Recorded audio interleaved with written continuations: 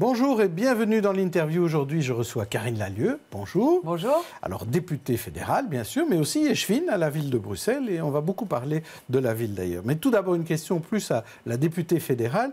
Hier, vous avez eu l'occasion d'auditionner à la Chambre la nouvelle patronne des chemins de fer, Sophie Dutordoir. Elle a fait plutôt bonne impression. Je vais vous demander quand même votre réaction. Je vous propose 3 types de réactions. Réaction A, enfin une patronne qui sait où elle va. Réponse B, elle devra se frotter aux envies régionales de la NVA. Ou réponse C, est-ce qu'elle plaira à la CGSP? Alors, quelle est la réponse qui vous plaît le mieux là-dedans? Ce qui me plaît le mieux, c'est A, elle a donné envie, elle a envie de sauver non seulement la SNCB, sauver la SNCB comme entreprise publique, elle l'a dit et répété, comme entreprise publique fédérale, donc nationale. Elle a envie de dialoguer avec l'ensemble de ses travailleurs, de ses collaborateurs. Et elle a envie effectivement d'en faire une société au service des nafteurs, au service de ses clients. Alors j'espère qu'elle va réussir parce que c'est une femme de poigne, c'est une femme qui a été sur le terrain, ce que les autres managers ne faisaient pas. C'est une femme qui va à la rencontre et qui a un objectif.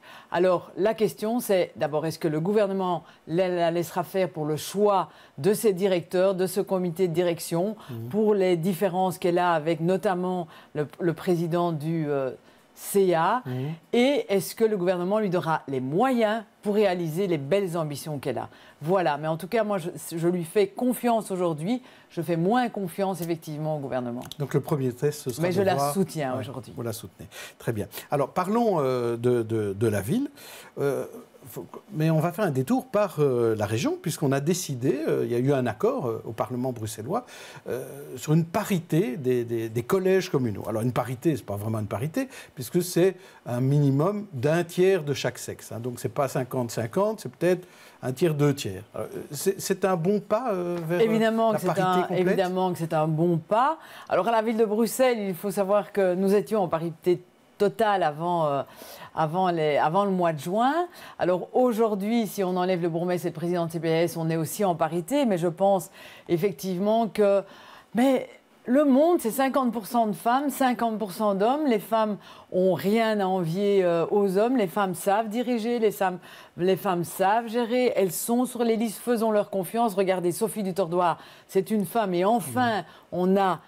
une vision pour cette SNCB. Je pense que la politique doit aussi être une affaire de femmes. Elle l'est. Et donnons la chance aux femmes. On sait que souvent, les hommes se choisissent entre eux. Alors, vous vous êtes réunis hier, les 2 collèges XL et Bruxelles. Ça a donné lieu à une photo. Une photo où on vous voit tous, une vingtaine d'échevins, bourgmestres, présidents de CPS. Alors, il y a eu des réactions malicieuses. Cette photo que Philippe Claus a tweetée. Oui. On a dit, peut-être qu'il est temps de diminuer le nombre d'échevins. Et d'autres ont dit, peut-être qu'il est temps de fusionner les communes. Alors, quelle est votre position par rapport à ça? Alors, je pense que XL doit exister, que la ville existe aussi. Alors, je peux vous garantir que l'ensemble de mes collègues et moi-même, on a énormément de travail. Et chacun dans ces... Il n'y en a pas un qui est au chômage technique par manque de dossiers, par manque de travail. La ville de Bruxelles est une très grande commune, 180 000 habitants.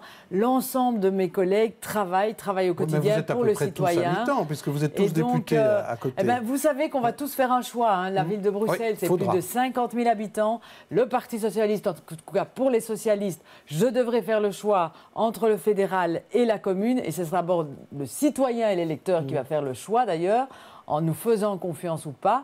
Et donc, on sera à temps plein. Mais je peux vous garantir que la commune demande énormément de temps et c'est normal, c'est la proximité. Et si on veut être en dialogue continuel avec le citoyen et en contact continuel, eh bien, je pense qu'on n'est pas trop dans ce collège. Ouais.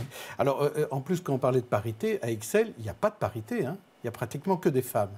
Ah oui, mais on va peut-être protéger les hommes demain. On va peut-être protéger les hommes en politique, effectivement. Il faudra un tiers d'hommes. Il faudra au minimum un tiers d'hommes ou un tiers de femmes. Donc ça vaut pour les 2 côtés. Je pense que la parité, c'est juste ce monde. Alors on parle beaucoup ces derniers jours aussi de cette prise de parole peut-être enfin publique des femmes harcelées. Hein, dans plusieurs secteurs. Bon, ça, on a beaucoup parlé dans le cinéma, mais en Belgique, on en parle davantage dans d'autres types de métiers, parce que ça existe un peu partout. Là, quelle est votre position? Est-ce que vous allez sortir un tweet en mettant MeToo comme les autres, ou balance ton porc? Non, parce que j'ai la chance de n'avoir jamais été harcelée. C'est une chance, parce que les chiffres sont ahurissants. Les femmes sont harcelées, elles subissent la violence intrafamiliale, elles subissent la violence dans la rue, que ce soit de parole ou en geste. Il y a énormément de viols. Et il faut que toute la société, mais que toute la société et surtout l'ensemble des hommes prennent conscience de ça et qu'il y ait des réactions de tous les acteurs sociaux, c'est-à-dire du monde économique, du monde social, du monde judiciaire, pour que demain, effectivement, ce monde soit plus égalitaire et plus respectueux. On demande simplement respecter chaque sexe. Et aujourd'hui, ce n'est pas encore le cas dans notre société et c'est bien dommage. Et je pense que ça doit être une priorité, la priorité, à tous les niveaux de pouvoir, à tous les niveaux de compétences, parce que tout le monde est impliqué. Alors, je ne veux pas un Xème plan, mais je veux que ça se décline partout, que ça percole, tout le temps, que ça et ruisselle, que ça percole. Ouais. Les femmes sont fatiguées, sont simplement fatiguées, elles veulent juste vivre en liberté, comme les hommes peuvent vivre en liberté depuis très longtemps. Les femmes demandent juste le respect, la liberté et le choix de vie, c'est-à-dire qu'elles vivent comme elles l'entendent, qu'elles s'habillent comme elles l'entendent et qu'elles aient les mêmes chances et la même égalité pour l'ensemble des métiers et qu'elles ne doivent pas passer par les hommes pour pouvoir monter ou avoir un rôle au cinéma ou avoir une place dans un parti ou autre chose. Alors, reparlons de la ville plus particulièrement et du parc Maximilien. Alors c'était dimanche soir, il y a eu une action de surprise de la police qui embarquait des illégaux soudanais devant les yeux des bénévoles qui venaient les chercher pour les loger la nuit. Ça a fait beaucoup de bruit cela et on n'a pas entendu la ville réagir là-dessus, sauf une déclaration ce matin du bourgmestre qui disait qu'il était d'accord de sanctuariser le lieu.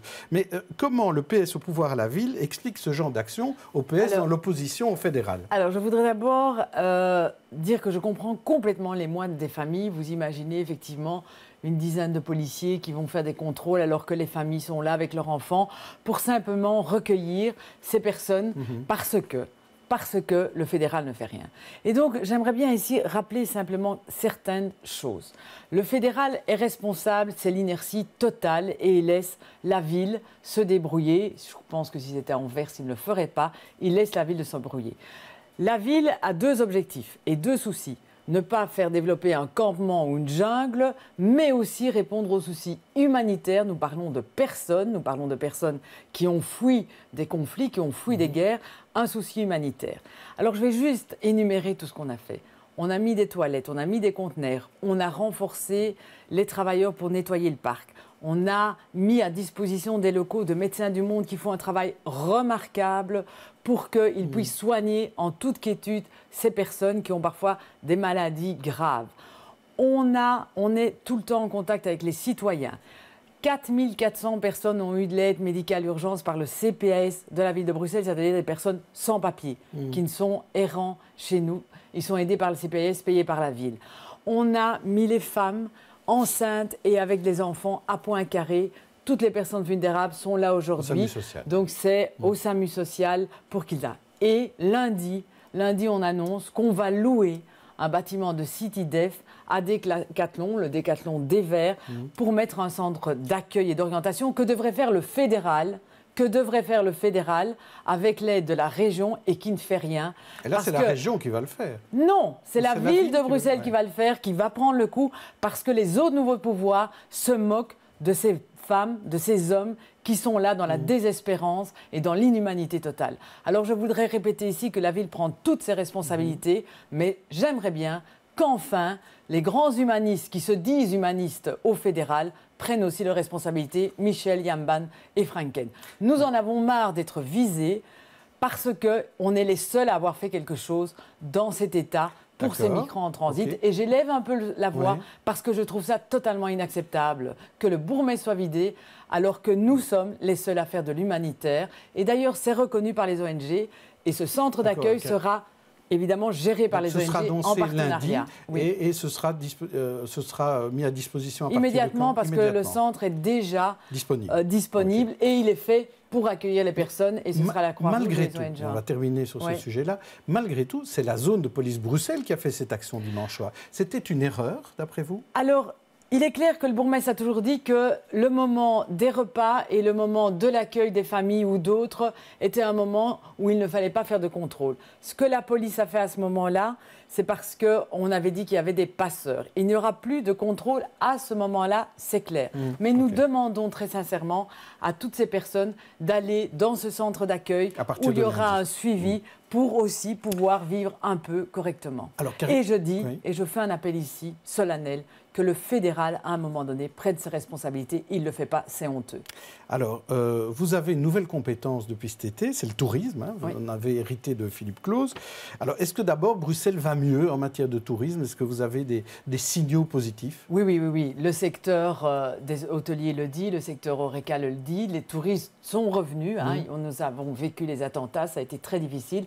Ils sont revenus cet été, ils continuent à revenir.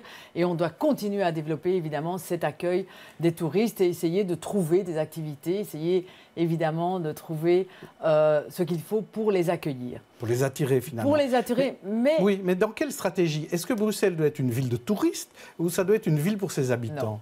Non. Bruxelles, il faut trouver un équilibre entre la viabilité pour les habitants et les touristes.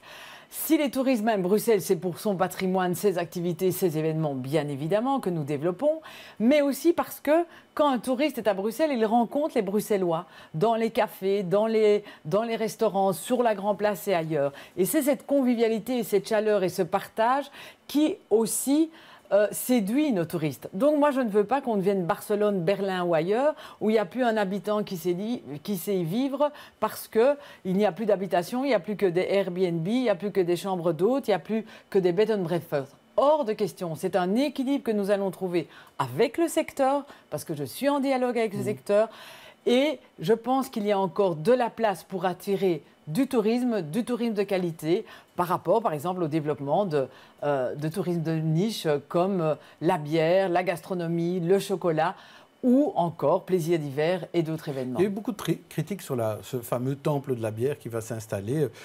Pas mal de gens trouvent que ce n'est pas très très beau le plan. Est-ce que la ville va accepter ces critiques? Est-ce qu'elle va revoir le plan? Alors la concertation est là pour ça et le citoyen peut s'exprimer, il s'exprime. Je défends la bourse et je défends, ce n'est pas un temple de la bière. Il n'y aura qu'une partie de bière. Par exemple, j'aurai un nouveau musée, le 12-30, qui aujourd'hui n'est plus visité, il y aura un musée. Il y aura aussi tout le côté muséal de ce que c'était la bourse. On ne sait plus ce que c'est. Il y aura sans doute le musée du capitalisme. On pourra traverser ce beau bâtiment, enfin ouvert au public. Et il y aura une expérience brassicole et je suis fière, moi, de la bière. Donc, je suis fière de ce patrimoine. Et ce n'est pas un temple de la bière. Et je crois qu'en dialoguant, en rencontrant le citoyen, on va leur expliquer et leur montrer combien ce projet est beau. Je retiens que vous aurez un musée du capitalisme en tout cas. Merci Karine Lallieu. Vous retrouverez demain Stéphanie Meyer avec un autre invité. D'ici là, bonne journée et bonne soirée.